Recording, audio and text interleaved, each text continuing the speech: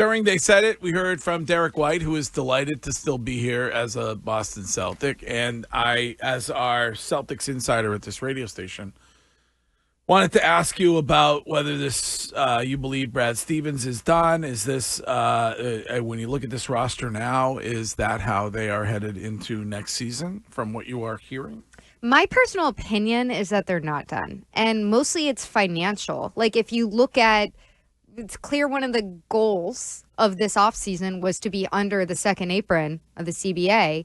And they're a little bit over the second apron because of what they got back in trades and what they did in free agency. So even if you're like being, very cynical and saying, well, the goal of the Celtics was to offload these salaries and have a down year in terms of maybe even getting under the luxury tax and not be a tax repeater, they still haven't done that.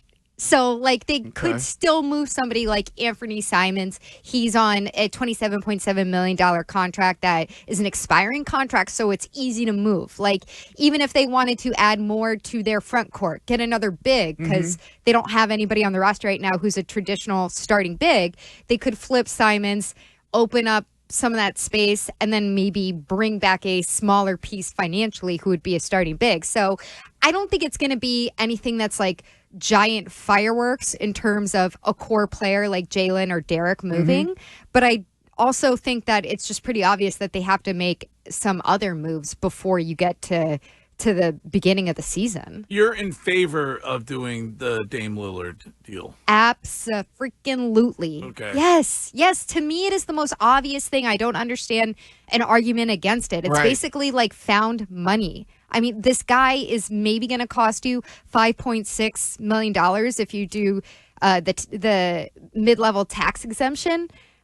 That's nothing. And he won't play this year. Nope. He'll come back the following year, hopefully be somebody who's kind of like a luxury piece for you, very cheap. He can be a volume scorer off the bench. You have Peyton Pritchard as your starting point guard, and then you bring Dame Lillard in off the bench. Like, it's such an unusual circumstance for you to be in with a player of that caliber. Yeah, he's getting older. Yeah, he's coming off of a dramatic injury, but the risk is so low. It doesn't even count against your tax. And just the player that you look at that he could be, and not he's going to be the Dame Lillard that we all know, but he'll still have some of that late game Dame Dollar where, and we were talking about this yesterday, where the league has become, try to get to the paint and then dish to open guys to spot up in the corner. And one of the callers said, well, what about Russell Westbrook? I would say, give me Dame Lillard, because when you got Tatum driving or Jalen driving, he kicks out to Dame Lillard in the corner for one of them open threes. I would much rather have that guy who I know can knock shots down like that. And I'm with you on this one, Mego. It is a no-brainer that you add a guy for that cheap and low risk, high reward. Could be a guy that in, a playoff game or two or a couple goes out there and scores 27, 28 points. Who can you get from a big perspective if you're throwing Simons out there?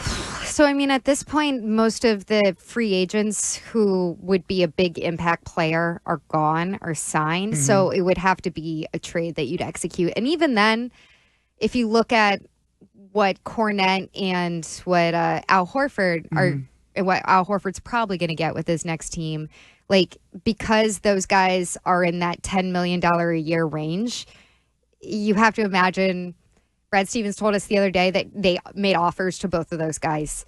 They're looking much lower than that in terms of what they're paying. So I mean, I've always been a little intrigued by Mo Wagner from the Orlando Magic. He's somebody who has been a free agent because they didn't pick up his option for his final year. But even that is just like very, very rich for this offseason. What about the guy from Chicago? His name is Vucevic. Is that how you say? Oh, yeah. His name has kind of been thrown out a lot. But does he make a ton of money though? I don't have his contract in front of me. I'm not sure. But is it possible that they run out Neemias Queta and Luka Garza, their new acquisition, as their starters, and you get like Xavier Tillman as a bench piece? It's just it's hard to imagine that they're completely finished there, but I think whoever they add in that big spot is not going to be somebody like I don't know, like a Jonathan Kuminga level, like huge name that you would know. And where do they end up with Jaylen Brown as your alpha and as currently composed? What do they end up? Are they a playoff team? Are they what seed do they end up being at? I say that they're either a 6 seed or in the play-in.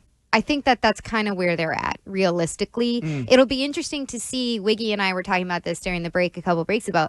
It'll be interesting to see if they keep Simons. That would indicate to me that they are so heavily leaning towards being an offensive powerhouse team because they're basically going to say our strength is in offense. We're continuing with the Missoula ball. We're going to try to score as much as we can and kind of play defense through our offense. If they move on from Anfernee Simons and they bring back somebody else, I think that may look a little different. But I think, I don't know, I think a 6 seed feels like the most accurate, but at the same time, I don't think that the Eastern Conference has gotten better in the wake of the finals. Yeah, and the Nikola Vucevic, he's like $21 million, so it's like flipping Simons. It's basically the same amount of money. I don't think they'd go for that. But you're right, when you start to look at this team, but I'm cool because my expectations are not high. Like, as a Celtics fan, I'm not looking at this year for them to go in and compete for a championship. Like, my expectations are not high. So if you're a 5 seed, a 6 seed, you're in the playoff round, like, all right, that's what I expected. My thing is, all right, how are you setting up the year after? I don't even want Tatum playing at all this year. Okay, so Wiggy, what happens if they get past the second round of the playoffs and Tatum says he's good to go? Like, what if Tatum has played very sparingly? He's like on a Kristaps Porzingis playoff plan where he's played like 2 games. Do you have him playing in the playoffs? So you said if they get past the second round? Yeah. So then that means they're headed into the Eastern Conference Finals? Do you play Tatum? Tatum says, I am good, guys. Like, I'd have to see how he looked when he's playing sparingly to see what he looks like, you know? Because I don't equate him to Kevin Durant, you know, but I look at the Kevin Durant model of Kevin Durant when he blew his Achilles out. I know Tatum is much younger when it happened. I think Durant might have been 31 at the time where Tatum's 27.